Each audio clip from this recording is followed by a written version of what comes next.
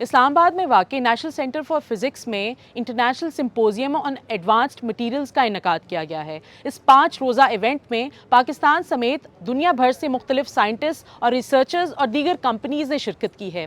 اسی ضمن میں گزشتہ روز وفاقی وزیر احسن اقبال نے اعلان کیا ہے کہ اسلام آباد میں واقع قائد اعظم یونیورسٹی میں national centre for advanced materials کا اس کو شروع کیا جائے گا یا بنایا جائے گا۔ اس ایونٹ کی بات کی جائے تو اس میں مختلف افراد نے شرکت تو کی ہے، لیکن اس کے ساتھ ساتھ مختلف فورمز پر ایڈوانسڈ مٹیریلز کے حوالے سے ڈسکشن بھی کی جا رہی ہے۔ تو اس وقت ایک ایکسپو کا بھی انعقاد کیا گیا ہے۔ اس کا جو بنیادی مقصد ہے کہ ہم اس میں نالج ایکسچینج کریں، اپنے فارن پارٹیسپینٹس کو لائیں تاکہ وہ آ کے ہمارے لوگوں کے ساتھ انٹریکٹ کریں، اپنی نالج ایکسچینج کریں۔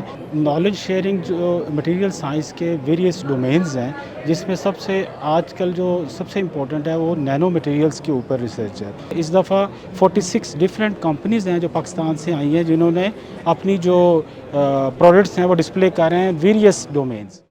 آج کل دنیا جتنی تیزی سے آگے جا رہی ہے اس میں ایڈوانس مٹیریلز کی امپورٹنس بہت زیادہ ہے۔ ہمیں تو لگتا ہے کہ ڈیفنس میں ہے، لیکن ایکچولی انسانی زندگی پہ ان کا بہت زیادہ رول ہے۔